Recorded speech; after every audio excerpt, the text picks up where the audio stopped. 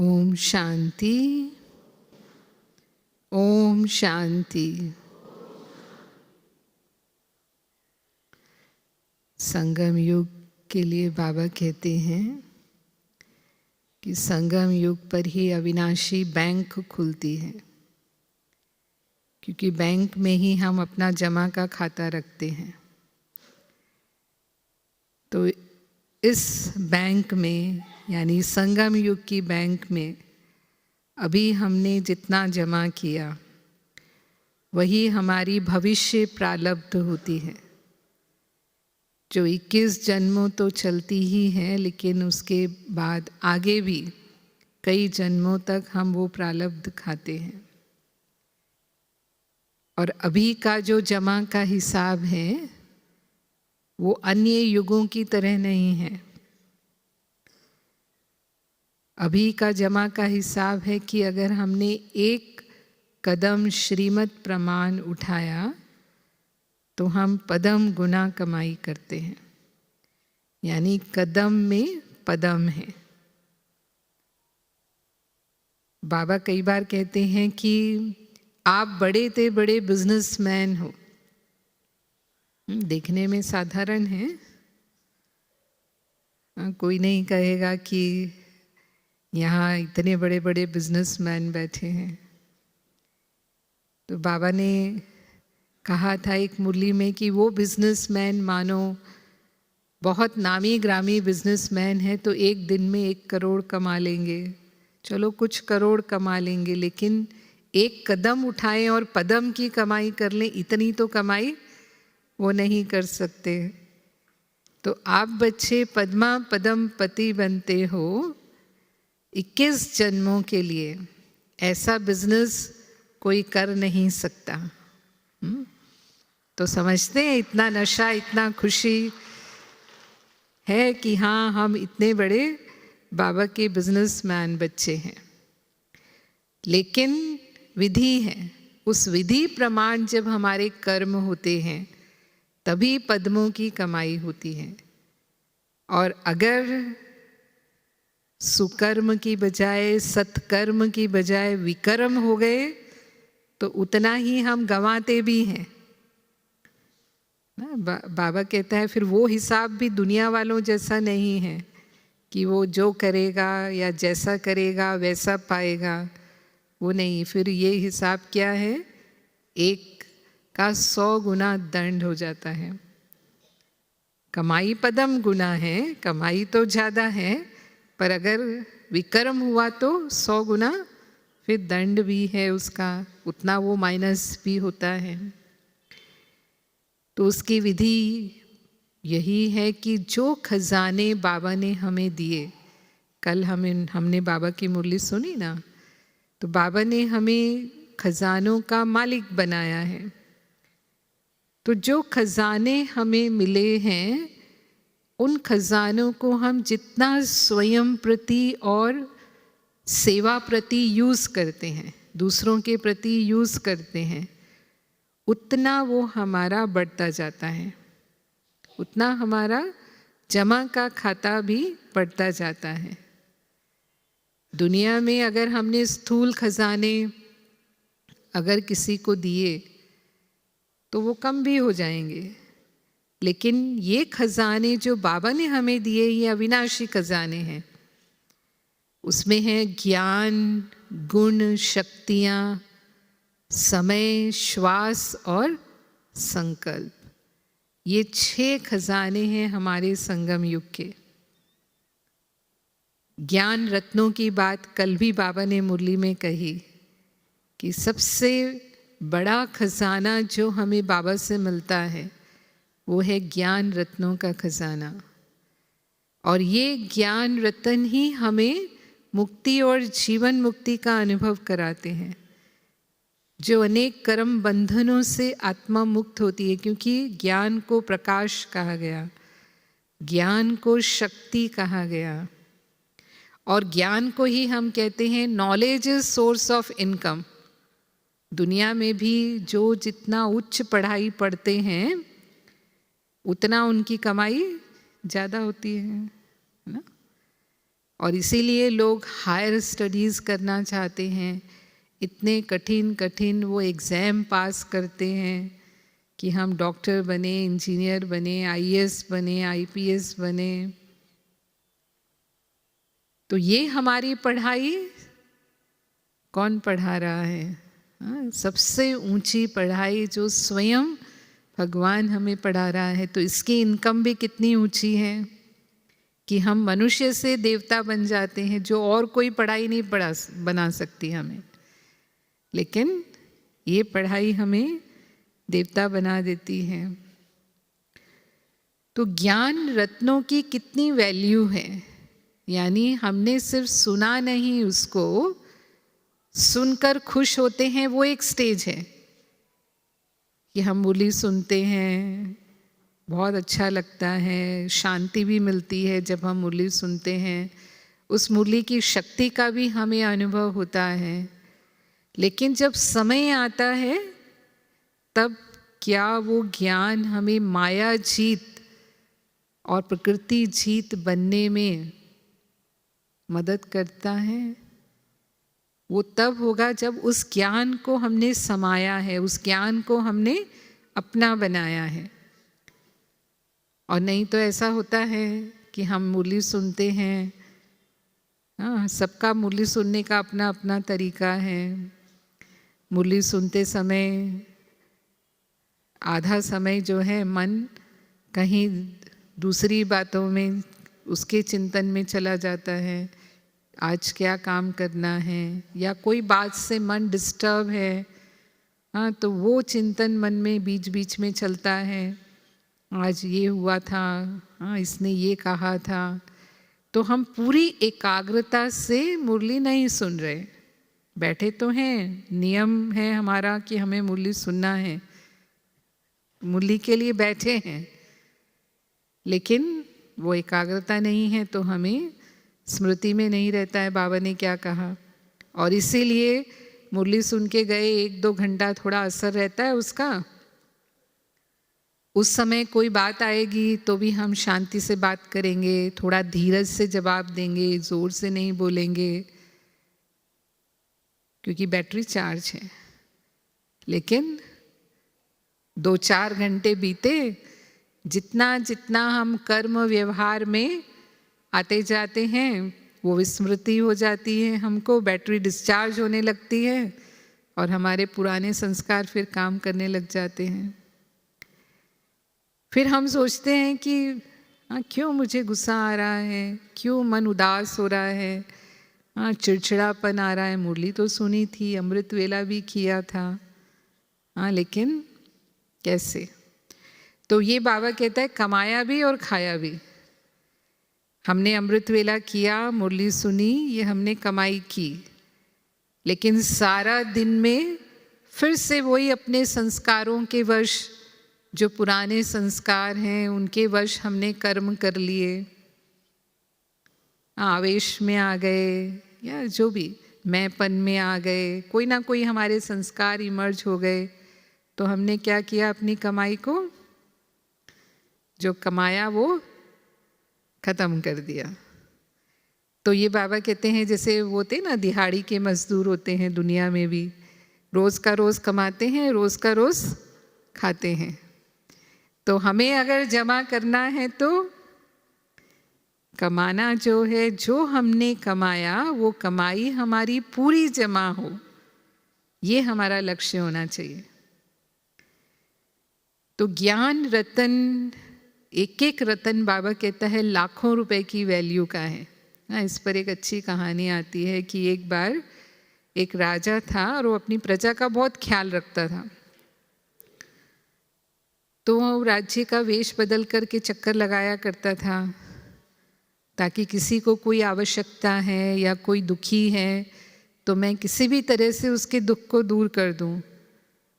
तो उनके राज्य में हर महीने एक हाट भी लगता था, जैसे हाट लगाते हैं ना बाज़ार, जहाँ सस्ती चीज़ें मिलती हैं, तो ऐसे हाट लगता था। तो राजा भी वेश बदल करके वो हाट में चक्कर लगाता था, और अगर किसी की कोई चीज़ नहीं बिकती तो वो ही खरीद लेता था, ताकि उसको ये महसूस ना हो कि हाँ मेरा माल नहीं बिका। तो उस दिन जब वो हाट में घूम रहा था तो एक पेंटर था, वो अपनी कुछ शिक्षाप्रद पेंटिंग्स जिसमें कुछ स्लोगन्स लिखे हुए थे वो लेकर के बैठा था और बहुत उदास सा बैठा था। तो राजा ने उसको पूछा, क्यों तुम उदास हो? उसने कहा कि मेरी ये शिक्षाओं के लिए कोई भी खरीदार नहीं है। तो उसने कहा, अच्छा क्या कीमत है इसकी? तो उसने कहा कि यही तो मुश्किल है कि ये एक एक पेंटिंग 1,00,000 रुपए की है। तो राजा ने कहा, कोई बात नहीं, तुम मुझे दे दो, मैं तुम्हें 1,00,000 रुपया देता हूँ। तो बोला, ऐसा नहीं, मैं ऐसे नहीं दूंगा, मेरी शर्त है। क्या शर्त है? कि जो भी पेंटिंग आप ले जाओगे वो आपको अपने जीवन में उतारना पड़ेगा, तभी मैं वो बेचूंगा। तो राजा ने कहा ठीक है। फिर उसने पसंद कर ली। तो उसने पसंद किया कि क्रोध मत करो, क्रोध मनुष्य का नाश कर देता है। तो राजा ने वो लिया और उसको 1,00,000 रुपया चुका दिया। लेके घर में गया और अपने बेडरूम में सामने ही राजा ने वो पेंटिंग लगा दी ताकि वो सामने रहे और रोज़ मुझे ये याद आता रहेगा। तो ये जो उसने कहा कि ये आपको तब लेना है जब आप इसको अपने जीवन में उतारो, तो मैं इसे अपने जीवन में उतार पाऊंगा। तो रोज़ राजा को दिखाई देता था और वो बिल्कुल सारा दिन उसे ध्यान पर रहता था। पर एक दिन राज कार्यों में उसे देरी हो गई और वो अपने शयन कक्ष में देर से आया और उसने क्या देखा कि रानी के पास बिस्तर पर एक सैनिक सोया हुआ है। तो उसने फिर से ध्यान से देखा तो वो सैनिक ही था। तो राजा को बहुत गुस्सा आ गया कि मेरे बिना आज्ञा के कोई सैनिक मेरे शयन कक्ष में कैसे है और मेरे बिस्तर पर कैसे सो रहा है। तो मतलब तुरंत उसने तलवार निकाल ली कि ये जो भी होगा बचेगा नहीं आज। लेकिन क्योंकि वो रोज़ पढ़ता था वो स्लोगन, तो तुरंत उसके दिमाग में बात आ गई, क्रोध मत करो, क्रोध मनुष्य का नाश कर देता है। तो फिर उसने वापस तलवार म्यान में डाल दी, क्योंकि ये भी शर्त थी कि जो कहा है उसको यूज़ करना है। तो राजा ने जाकर के उस सैनिक को उठाया। तो वो उठा तो देखा ये तो खुद की बेटी है, खुद की बेटी है। और वो क्योंकि सैनिक का प्रशिक्षण ले रही थी, युद्ध अभ्यास करने का प्रशिक्षण ले रही थी, और उस दिन क्योंकि वो बहुत थकी हुई थी तो थकान के कारण उसने अपने कपड़े नहीं उतारे और आकर माँ के पास सो गई। तो उसको रियलाइज़ हुआ कि ये कितना कीमती है। अगर आज गुस्से में आकर के मैंने तलवार चला दी होती तो क्या होता, मेरी ही अपनी बेटी की हत्या मेरे हाथ से हो जाती। तो वो 1,00,000 रुपए तो क्या कितना कीमती हो गया। जान की कीमत केवल 1,00,000 रुपया तो हम नहीं कह सकते। तो इसीलिए बाबा कहता है कि अगर हमने समय पर यूज़ किया एक एक ज्ञान रत्न को, तो वो हमें कितना कमाई करा देता है कि उसकी हम कीमत नहीं लगा सकते, वो अमूल्य है। मानो माया हमारे लिए है ना, काम विकार के रूप में आती है या क्रोध के रूप में आती है, या कोई भी ऐसी बुरी परिस्थिति हमारे जीवन में आती है जिसमें बाबा कहता है कल्याण का बिंदु लगा दो। आप बिंदु लगाएंगे तो कल्याण का बिंदु लगाना माना हर बात में कल्याण है, चाहे मेरे जीवन में बुरा भी क्यों ना हो रहा हो, तो हम अचल अडोल रहेंगे। हमारे मन में प्रश्न नहीं आएंगे, मन हलचल में नहीं आएगा, मन अशांत नहीं होगा और हम सहज ही उस पेपर को पास कर जाएंगे। और बाद में एक परिस्थिति तो हमेशा नहीं रहती है, समय बदलता है, परिस्थितियाँ अपने आप फिर बदल जाती हैं और बाद में हमें समझ में आता है कि इसमें मेरा क्या कल्याण था। अकल्याण के पर्दे में भी मेरा कल्याण छुपा हुआ है। लेकिन वो समय पर फुल स्टॉप क्या हमसे लगता है?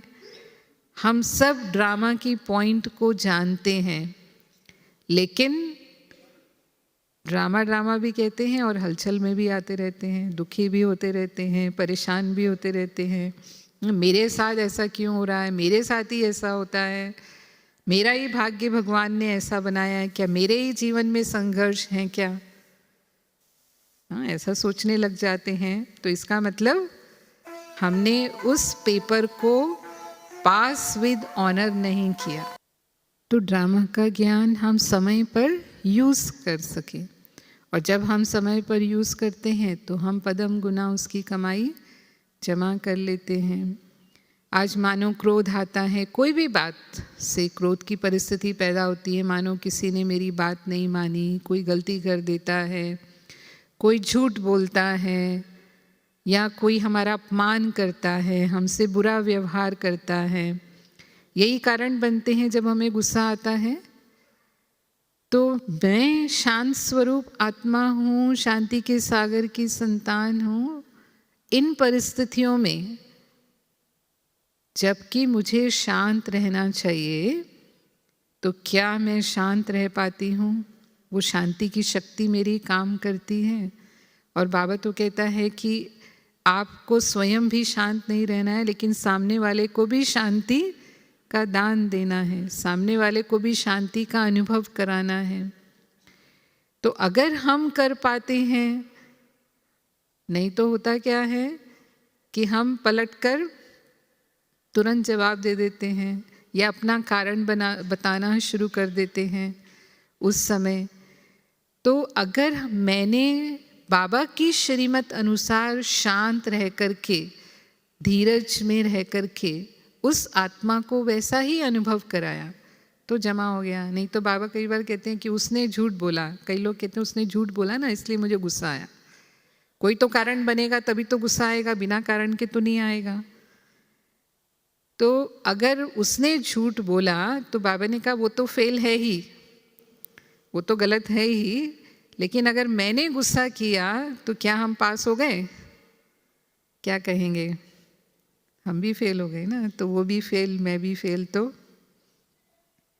तो हमें बाबा की श्रीमत अनुसार वो ज्ञान तुरंत व्यवहार में आ जाए, यूज़ में आ जाए, तो हमारा जमा हो जाता है। फिर बाबा ने हमें शक्तियों का खजाना दिया है। बाबा सर्वशक्तिवान है, तो हमें मास्टर सर्वशक्तिवान बनाया है बाबा ने।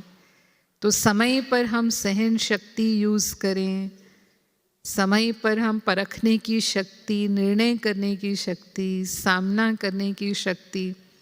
सारे दिन में हमें कोई ना कोई शक्ति की आवश्यकता पड़ती ही है। बिना शक्तियों के जीवन में सफलता नहीं हो सकती। माया जीत तो हम बिल्कुल नहीं बन सकते।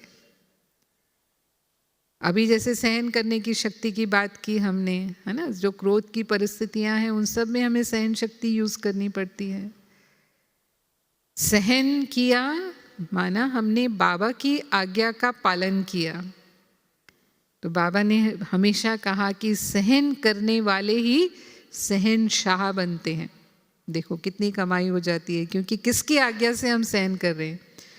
देखने वाले समझेंगे कि जो सहन करने वाला है वो कमज़ोर है।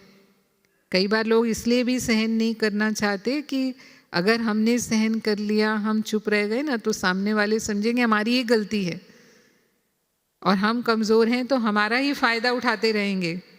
हाँ, हर बार हमसे वो ऐसा ही करेंगे।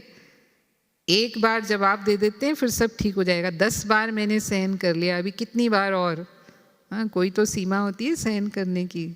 तो 11वीं बार तो मैंने बोल दिया, जो बोलना था वो मैंने बोल दिया। तो अगर हमने बोल दिया तो जो 10 बार हमने सहन किया उसको भी ख़त्म कर दिया। और कई लोग क्या होते हैं, चुप रह जाते हैं। चलो उस समय चुप रह गए, लेकिन समा नहीं सकते। तो क्या करते हैं, 4 लोगों के सामने जाके वर्णन करेंगे, आपको पता नहीं मैं कितना सहन करती हूँ, ये मेरे साथ कैसा करते हैं। जैसे बहू होगी वो सास के बारे में बोलेगी। होता ही है ना, परिवार में कोई ना कोई तो हमारी परीक्षा लेने वाला होता ही है। एक ना एक, दो, एक हर एक के पीछे लगे होते हैं। तो फिर हम उनके सामने तो चुप रह जाएंगे और दूसरों के सामने जाकर के पूरा निकाल देंगे क्या क्या हमने सहन किया। तो बाबा कहते हैं सहन किया वो तो कमाल की, लेकिन उसका वर्णन कर दिया 4 लोगों के सामने, तो क्या किया, उस कमाल को धमाल में बदल दिया। तो फिर जमा नहीं हुआ। तो ये वास्तव में कमजोरी की बात है। हाँ, तो ऐसा नहीं।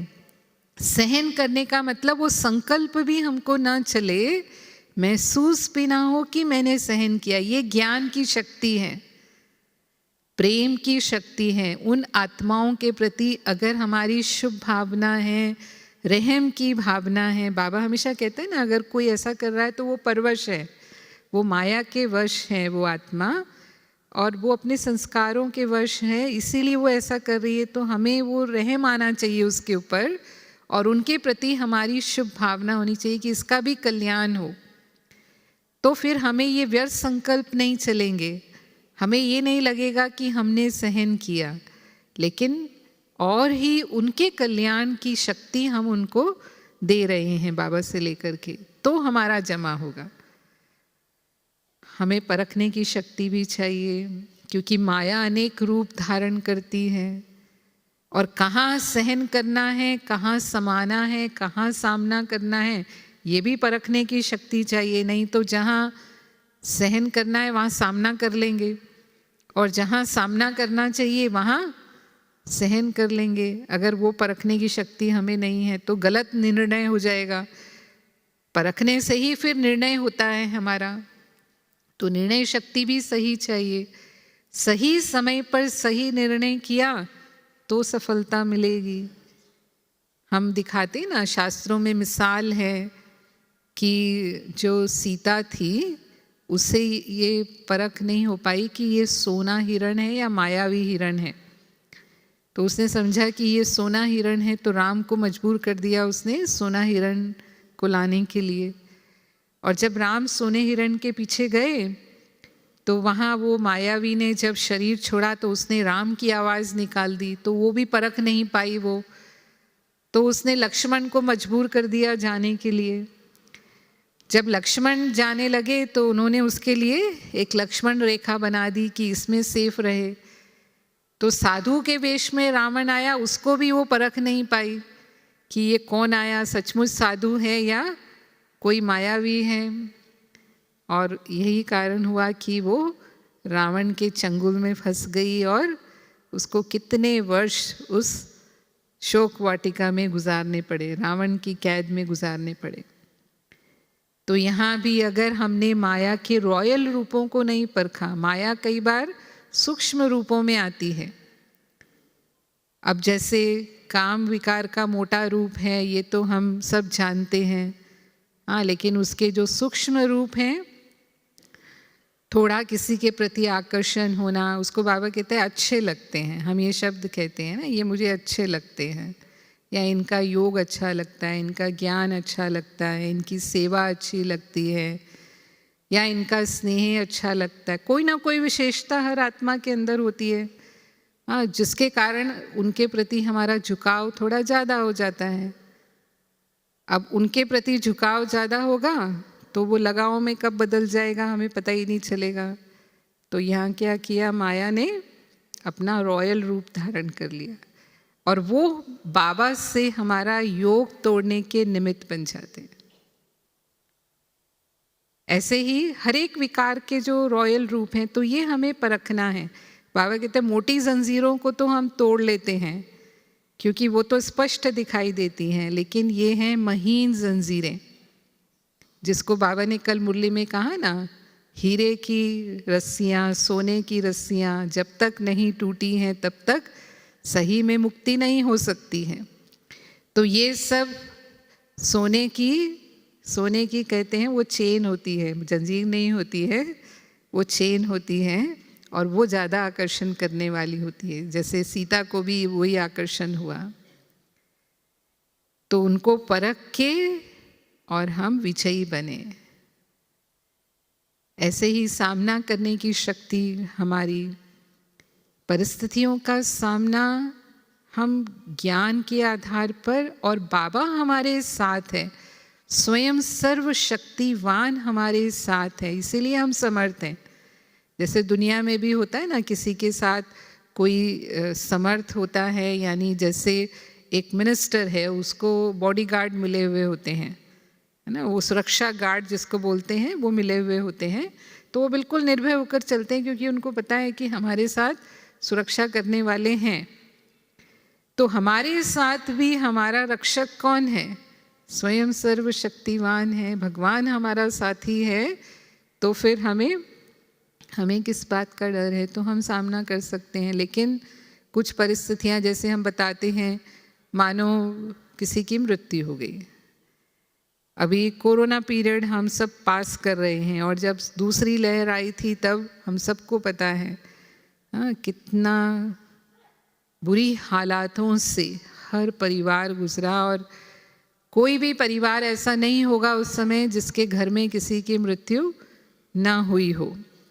लगभग पूरे भारत में यही हालात थे, कहीं थोड़े कम थोड़े ज़्यादा, लेकिन थे। लेकिन हमारा सामना करने का तरीका और जो दुनिया वालों ने इस परिस्थिति का सामना किया उसमें अंतर था ना। मैं समझती हूँ बाबा के जो बच्चे थे, जो सभी लॉकडाउन में थे, सभी अपने घरों में बंद थे, मजबूरी में ही लोग बाहर निकलते थे, लेकिन हमारे लिए वो ऐसे थे जैसे कि प्रिपरेशन लीव होती ना एग्ज़ाम के लिए बच्चों की, कि एग्ज़ाम की तैयारी करनी है। तो हमें वो स्व उन्नति का, ज्ञान योग करने का पूरा समय मिल गया। और जो सोशल मीडिया है उस समय, सब ऑनलाइन क्लासेस चल रहे थे, और भले हम सेंटर पर नहीं जा पा रहे थे, लेकिन बाबा ने हमारे लिए कोई कमी नहीं रखी, और वो पुरुषार्थ हम पूरा कर पाए। और अगर किसी को हुआ भी सही, कोरोना लगभग सभी को हुआ, किसी को छू कर गया, किसी को पूरी तरह से हुआ, मतलब, लेकिन तो भी हमें उस तरह से भय नहीं हुआ, क्योंकि हमें मालूम है कि मैं आत्मा हूँ, मैं आत्मा अजर और अविनाशी हूँ। तो आत्मा की तो मृत्यु नहीं होती है ना, हुई तो शरीर की मृत्यु। या हमारे रिश्तेदारों में भी किसी ने शरीर छोड़ा तो भी उनका वो दुख जो दुनिया वालों को हुआ, वैसा दुख हम महसूस नहीं करेंगे, क्योंकि वो नॉलेज की जो समझ है, जो हम तीनों कालों को जानते हैं, आदि मध्य अंत को जानते हैं, ये भविष्य क्या है और क्या होने वाला है, बाबा ने हमें पहले से सब बताया है। हमें तो पता है कि ये समय आना ही है, और बाबा कहता है कि ये तो सब मरे पड़े हैं, ये तो दुनिया ही कब्रिस्तान है। सुनते हैं ना हम बाबा से, मुरली में सुनते हैं। तो वो जो फीलिंग दुख की, और जो मेरे मन को बिल्कुल हलचल में ले आए और मुझे वो कष्ट दे, ऐसा दुख हम बाबा के बच्चे नहीं महसूस करते। यहाँ तक कि हमारी आँख में आंसू भी नहीं आएंगे। और ये हमने भी अनुभव किया कि इस दूसरी लहर में हमारे माता पिता ने भी शरीर छोड़ा, तो वो भी अचानक ही हुआ। हाँ, कुछ दिन हुए और कुछ ही दिनों के अंदर अंदर उनकी मृत्यु हुई। ये समाचार हमें मिला, हम गए भी सही, लौकिक में जाना हुआ, तो सब कुछ किया उनके प्रति जो कर्तव्य था हमारा, वो सब कुछ किया हमने। और जो परिवार था उसको सहयोग भी दिया, जो भी उनको हमारी उस समय आवश्यकता थी वो सब हमने पूरी की। लेकिन उस पूरे दौरान मैं अपने आप को देख रही थी कि कितना ज्ञान का असर है हमारी स्थिति पर, कि एक भी आंसू मेरी आंख से नहीं निकला, सब कुछ करते हुए भी। तो ये शक्ति किसने दी हमें, कहाँ से आई हमारे अंदर? तो वो ज्ञान और योग की शक्ति जो बल भरा हुआ है, वो ऐसी परिस्थितियों को भी हमें सहज पार करा देता है। नहीं तो सबसे समीप संबंध होता है माता पिता का संबंध, है ना, और वो संबंध में व्यक्ति दुखी ना हो, ऐसा कम होता है। तो ये हम अपने आप को महसूस कर सकते हैं कि वो शक्ति हमारी समय पर कितना काम करती है। और ऐसे ही सहयोग देने की शक्ति, दुनिया में भी कहते हैं पुण्य आत्मा वो है जो आवश्यकता के समय किसी को मदद करता है। जब व्यक्ति रियली चाहता है, मतलब जब उसको ज़रूरत है। इसीलिए दुनिया में लोग समय समय पर दान करते रहते हैं, है ना। किसी भिखारी को वो वस्त्र दान करेंगे, अन्न दान करेंगे, रक्त दान करते हैं, नेत्र दान करते हैं, अंग दान करते हैं, या ज़रूरतमंदों के लिए अस्पताल बनाते हैं, धर्मशाला बनाते हैं, और इसको वो मानते हैं कि हमारा पुण्य जमा हुआ। बाबा कहता है आप बच्चे इस तरह का स्थूल सहयोग नहीं देते हो, वो स्थूल सहयोग तो अल्पकाल का है, थोड़े समय के लिए। चलो आप कोई अन्नदान करेगा तो कितना समय तक करेगा, हाँ, या कोई वस्त्र देगा तो कितना समय तक देता रहेगा। लेकिन किसी आत्मा को उस योग्य बना देना कि वो खुद ही अपने अन्न वस्त्र का प्रबंध कर ले, ये तो सबसे बड़ी सेवा है। तो हम रूहानी सोशल वर्कर हैं, उनकी तरह जिस्मानी सोशल वर्कर नहीं है। तो रूहानी सोशल वर्कर हैं, यानी आत्मा को इतना समर्थ बना देते हैं, जिसको बाबा कहते हैं अंधों की लाठी बनना। हाँ, अंधों की लाठी बन करके उनको बिल्कुल, हाँ, उनकी मंजिल तक पहुंचा पाने की वो जो शक्ति है वो बाबा ने हमें दी है। तो वो सहयोग जो है वो हमारे लिए जन्म जन्मांतर की कमाई जमा करता है। सेवाओं में हम सहयोग करते हैं, जितने भी प्रकार के बाबा की सेवाएं हैं, चाहे वो स्थूल सेवाएं हैं, जैसे अभी भी जब सेवा का टर्न होता है तो इस महायज्ञ की सेवा का चांस मिलता है, तो बाबा कहता है ये भी हमारा, ये जैसे कि पुण्य की लॉटरी जमा करने का समय है। ये तो ऐसे होता है जैसे कि लॉटरी लगी हो हमारी, कि हम जितनी कमाई करना चाहें उतना कर सकते हैं। लेकिन वो सेवा हमारी कैसे होनी चाहिए? वो सेवा जितनी निर्विघ्न सेवा होगी, जितनी निस्वार्थ सेवा होगी, जितना मैंपन से मुक्त सेवा होगी, नाम मान शान से मुक्त सेवा होगी, उतना हमारा खाता जमा होता है। और अगर कहाँ भी हमने डिससर्विस कर दी, हम सर्विस कर रहे हैं, हम तन मन धन से सेवा करते हैं, मनसा वाचा कर्मणा हम सेवा करते हैं, कई प्रकार की सेवा करते हैं। अगर किसी कारण से मानो हमने कोई ऐसे बोल दिए जो हमें नहीं बोलने चाहिए, व्यर्थ बोल मुंह से निकल जाते हैं, और जिसके कारण हो सकता है कि किसी आत्मा का, बाबा नहीं कहता है कि वो भाग्य बनना था लेकिन वो भाग्य बनाने से वंचित हो गई, क्योंकि हमारे कहने से वो डिस्टर्ब हो गई आत्मा, और हमारे कारण वो ज्ञान छोड़कर चली गई। मानो कोई नए नए ज्ञान में आए और हमने ऐसा कुछ बोल दिया उनको, तो वो तो इतनी फीलिंग में आ जाते हैं। जो बोल होते हैं कईयों को कई बार इतने डिस्टर्ब करने वाले होते हैं कि वो सोचेंगे कि हम आए तो यहाँ शांति के लिए थे, लेकिन यहाँ देखो ये कैसा करते हैं, ऐसा व्यवहार करते हैं, ऐसा बोलते हैं, मानो ये डिसर्विस हुई ना बाबा की। तो बाबा कहते हैं सबसे ज़्यादा जो डिसर्विस होती है वो क्रोध के कारण होती है।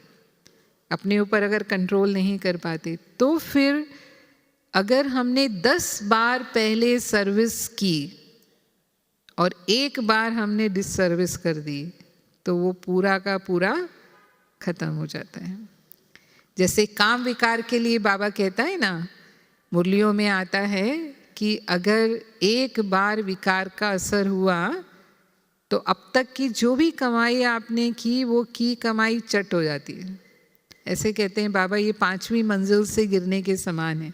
यदि चढ़े तो चाखे वैकुंठ रस और गिरे तो चकनाचूर। माना ये बाबा कर्म की गति बताते हैं हमें कि हमारा जमा का खाता बनता है तो फिर ऐसा बनता है कि कोई और नहीं बना सकता, और अगर फिर गिरे तो ऐसे गिरते हैं कि कहीं के भी नहीं रहते।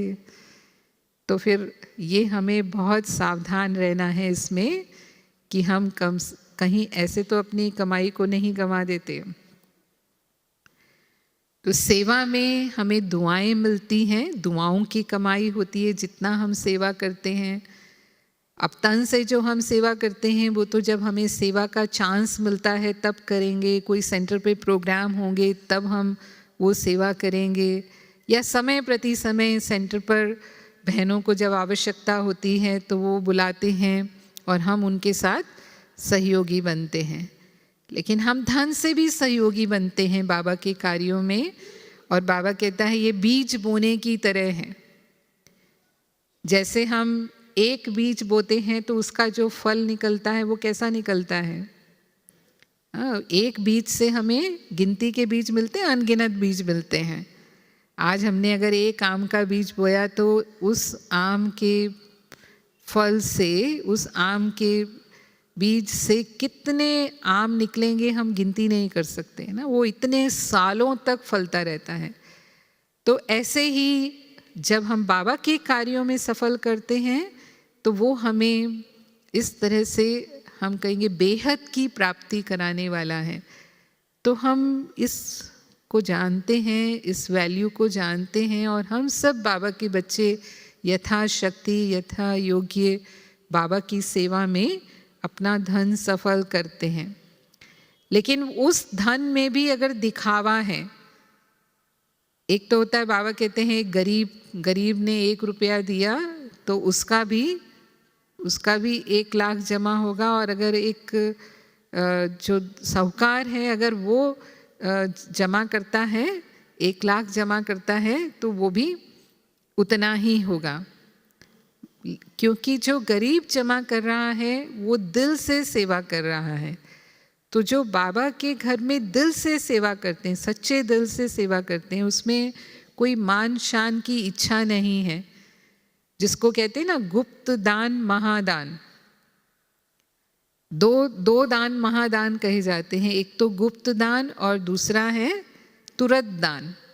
माना जिस घड़ी संकल्प आया कि मुझे करना है, उस घड़ी हमने कर दिया उसको, तो फिर जितना हम सोचते हैं उतना हम तुरंत कर देते हैं। लेकिन अगर हमने उसमें थोड़ा समय डाल दिया माना ठीक है आज संकल्प किया है कल कर देंगे, या अभी थोड़ा नहीं है अभी 2-4 दिन के बाद कर देंगे, तो क्या होता है उस 2-4 दिन के अंदर कोई ना कोई ऐसी बात आ जाएगी कि जो आप करने वाले थे या तो उसका आधा ही रह जाएगा, या हो सकता है धीरे धीरे पूरा ही आपका विचार बदल जाए कि नहीं अभी नहीं, फिर देखा जाएगा, ऐसा कर लेंगे। तो इसीलिए कहते हैं जब शुद्ध संकल्प आता है तो तुरंत उस समय उसे हमें कर देना चाहिए। तो तुरंत दान महापुण्य होता है।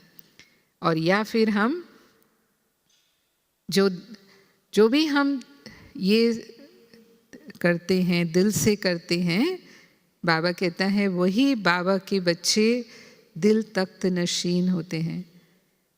तो इसमें वैरायटी तो होते ही हैं, तो हमें चेक करना है कि हम किस भाव से बाबा के पास वो सेवा करते हैं।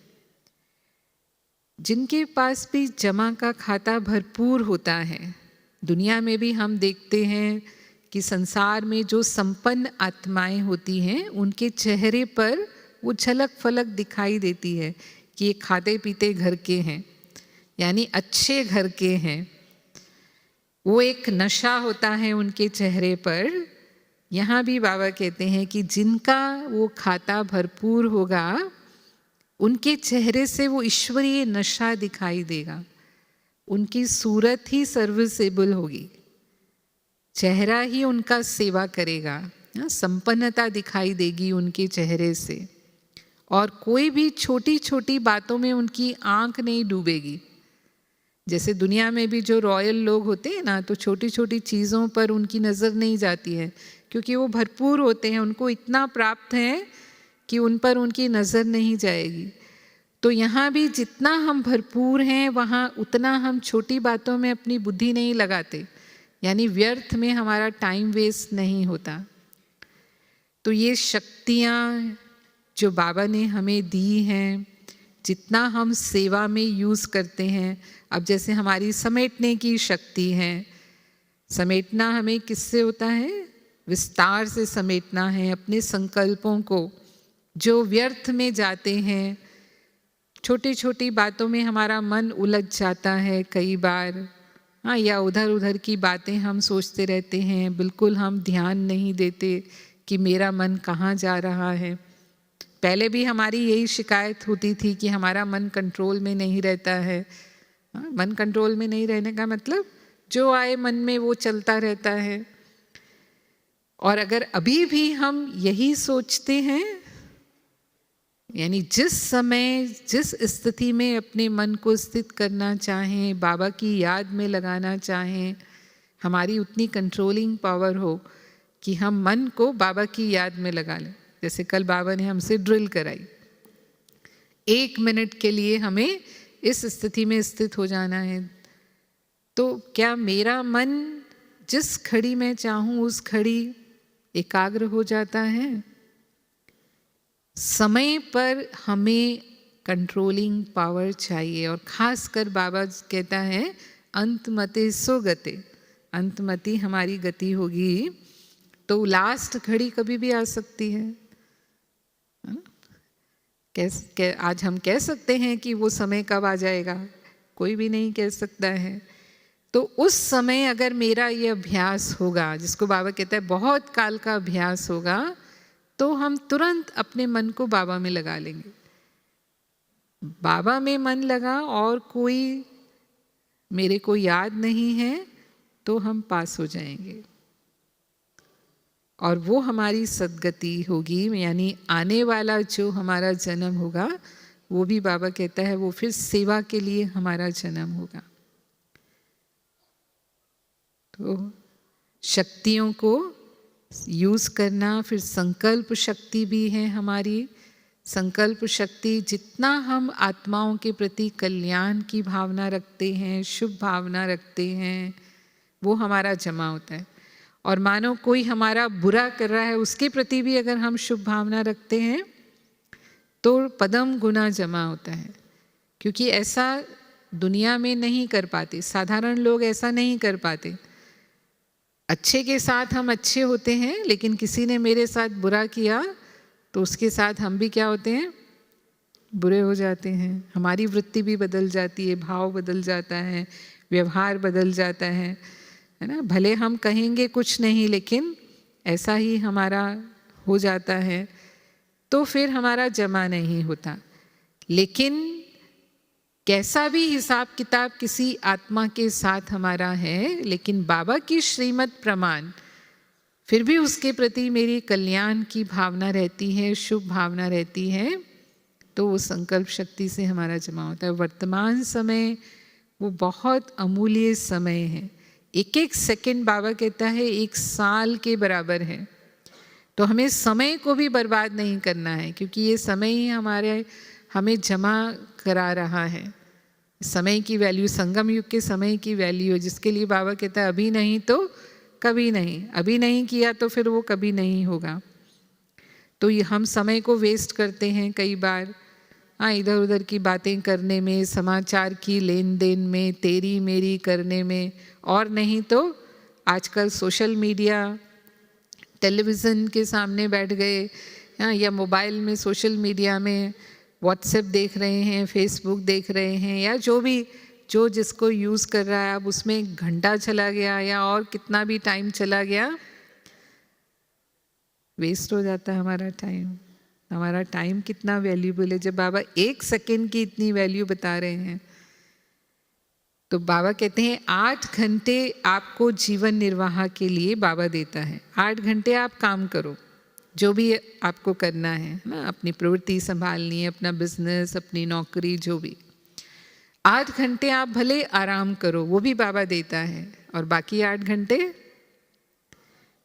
घंटे क्या करना है? बाकी 8 घंटे हमें याद और सेवा में लगाना है, और कहीं भी वो समय हमारा नहीं जाना चाहिए।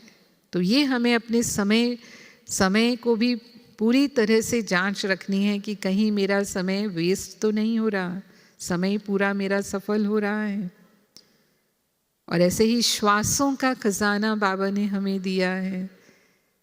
श्वास का खजाना माना हर श्वास में बाबा की याद रहे। बाबा ने हमें मन मना भव का मंत्र दिया है। मन मना भव का मंत्र हम हर कर्म करते हुए यूज करें। हर कर्म बाबा की याद में हो और इस स्मृति से हो कि करन करावन हार मुझसे करा रहा है, मैं खुदाई खिदमतगार हूँ। चाहे हम लौकिक कर्म कर रहे हैं, चाहे हम ईश्वरीय सेवा का कार्य कर रहे हैं, जो भी कर्म हम कर रहे हैं, लेकिन हर कर्म अगर हम इस स्मृति से करते हैं तो वो हम कर्म योगी हो गए, तो फिर हमारा स्वास्थ्य सफल होता है। जैसे दुनिया में भी जो भक्त होते हैं, सच्चे भक्त होते हैं, वो ऐसा सोचते हैं कि मेरा कोई भी श्वास राम नाम के बिना न जाए। इसको वो लोग अजपा जाप कहते हैं, माना स्वतः ही वो जाप मेरा चलता रहे। ऐसे भक्त होते हैं, मतलब जो सच्चे भक्त होते हैं वो इस तरह की कोशिश करते हैं। तो बाबा कहते हैं किसकी यादगार है? हमारी ही, हम बाबा के बच्चों की यादगार है कि हम निरंतर योगी बनते हैं। बाबा के साथ ही हम सर्व संबंधों का अनुभव करते हैं। तो सारे दिन में सर्व संबंधों वाली अगर हमारी याद है और यदि हम कर्म योगी बनकर कर्म कर रहे हैं तो हमारा श्वास सफल हो रहा है और हम जमा कर रहे हैं। तो हर तरह से, हाँ, कई बार कई कहते हैं कि सेवा से हमारा भाग्य जमा होता है, लेकिन हमको तो सेवा का चांस ही नहीं मिलता है। तो बाबा कहता है कि सेवा में चांस की बात नहीं है, इसमें हम स्व की सेवा और मनसा सेवा तो कभी भी कर सकते हैं। हम बेड पर हैं तो भी मनसा सेवा कर सकते हैं, उसके लिए चांस की कोई ज़रूरत ही नहीं है। स्वयं को संपन्न बनाने की सेवा तो सदा ही है। क्या हम सर्वगुण संपन्न बन गए हैं? क्या हम कर्मातीत बन गए हैं? क्या हम 16 कला संपूर्ण बन गए हैं? तो अगर हमें और चांस नहीं मिल रहा तो कम से कम हम अपनी सेवा तो कर ही सकते हैं ना। हाँ, अपनी चेकिंग करना और अपनी जो कमी है उस कमी को दूर करने के लिए ज्ञान योग का पुरुषार्थ करना, ये तो हम कर ही सकते हैं। तो अगर ये 2 सेवा भी हम कर रहे हैं तो भी सेवा में हमारा खाता पूरा जमा होता है। ये बाबा ने कहा था एक मुरली में कि ज़रूरी नहीं है कि हम वाचा कर्मणा सेवा कर रहे हैं तभी हम सेवा कर रहे हैं। कुछ लोग सोचते हैं वाचा सेवा करना ही सेवा है, लेकिन जो भी सेवा का हमें चांस मिलता है वो तो लेना ही है। पर अगर नहीं है तो हम मनसा सेवा करें, वो तो बेहद है। मनसा सेवा तो कोई कमी नहीं है उसकी, हम जितना करना चाहें, जितना घंटे करना चाहें कर सकते हैं। सिर्फ हमारा मन स्वस्थ होना चाहिए, मन शांत होना चाहिए, मन प्रसन्न होना चाहिए, तभी तो हम शांति के वाइब्रेशन फैला सकेंगे। अगर मेरे मन में ही शांति नहीं है तो हम शांति के वाइब्रेशन फैलाएंगे या अशांति के फैलाएंगे, है ना। तो पहले अपने मन को उतना शक्तिशाली बनाएं, अपने मन को उतना समर्थ बनाएं, फिर हम मनसा सेवा करेंगे, उसके भी उतने ही मार्क्स हैं। तो ऐसे बाबा ने जो हमें जमा करने की गति समझाई है, उस गति को यूज़ करते हुए जमा का खाता बढ़ता जाए, ये हमें अटेंशन रखना है। ऐसे नहीं कि हम यहाँ कमा रहे हैं और यहीं अपना कमाई को खा भी रहे हैं। कई बार बाबा कहते हैं कच्चा फल खा लेते हैं, जैसे दुनिया में भी होता है ना, फल को पकने का इंतज़ार नहीं कर सकते, लेकिन फल अभी कच्चा ही है उसको तोड़कर खा लेंगे तो वो नुकसान करता है। तो यहाँ भी सेवा का फल हमारे सामने आता है कई बार। हाँ, लोग हमारी महिमा करते हैं, हाँ बहन जी आपने बहुत बहुत अच्छी सेवा की, या जो भी हम किसी को सुख देते हैं, अगर हमने उसे स्वीकार कर लिया, जैसे कोई नाम मान शान के लिए करते हैं, उनको मिलता है और वो स्वीकार कर लिया, तो बाबा ने कहा वो यहीं ख़त्म कर दिया, आपका जमा नहीं होगा। दुनिया में भी कहते हैं ना, दान किया और उसको वर्णन कर दिया तो वो आधा वहीं ख़त्म हो जाता है, और अगर नाम की पट्टी लगा दी तो पूरा पुण्य उसका ख़त्म हो जाता है, क्योंकि उसका यश आपने यहीं खा लिया। तो ऐसे ही यहाँ भी अगर हमने सेवा की और उसको वर्णन कर दिया, कई जो है मैंने ऐसा किया, है ना, ऐसे वर्णन करते हैं, मैंने इतनी सेवा की, तो बाबा ने कहा वर्णन किया माना वो कच्चा फल यहीं खा लिया आपने, यहीं ख़त्म कर दिया उसको। और अगर स्वीकार कर लिया, महिमा स्वीकार कर ली, तो भी उसको हमने यहीं समाप्त कर दिया। तो ये सब बाबा की देन है, बाबा हमसे करा रहा है। तो कभी वो सामने भी आता है तो भी हमें बाबा को ही अर्पण कर देना है, बाबा को ही समर्पित कर देना है कि बाबा आपने ही इतना योग्य बनाया, आपने ही हमें लायक बनाया, हम निमित्त बन कर के बाबा की सेवा कर रहे हैं। तो सब महिमा तो बाबा की है। ओम शांति।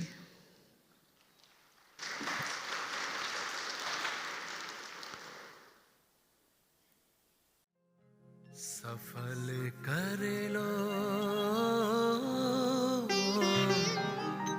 सांसें अपनी,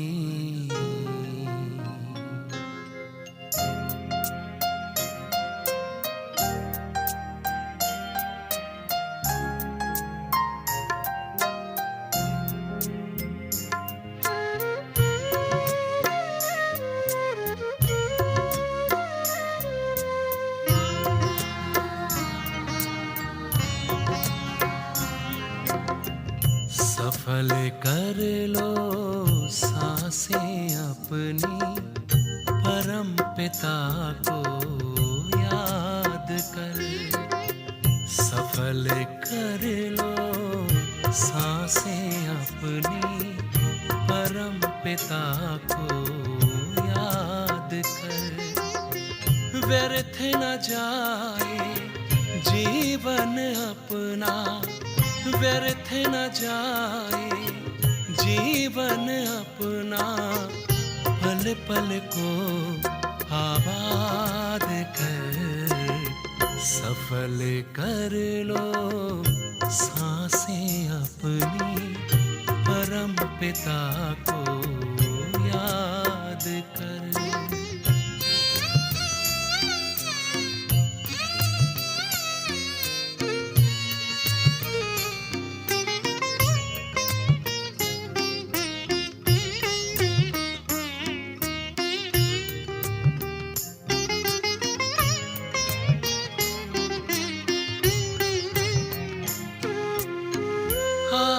कहाँ से क्यों है आए, सोचो क्या ले जाना है।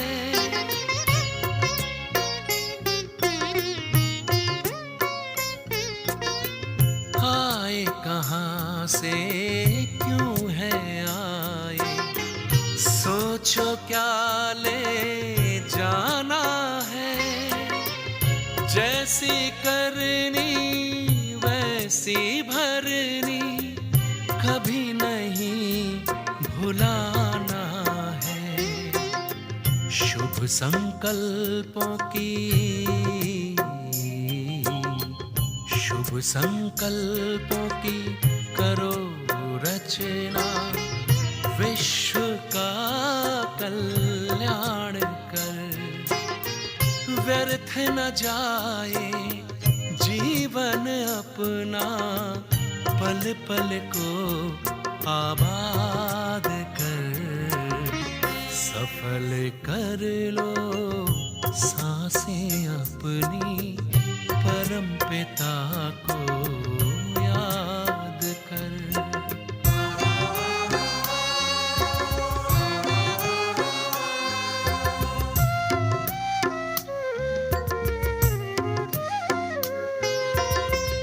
मिट्टी का तन मिट जाएगा, भूल से धोखे में मत आना।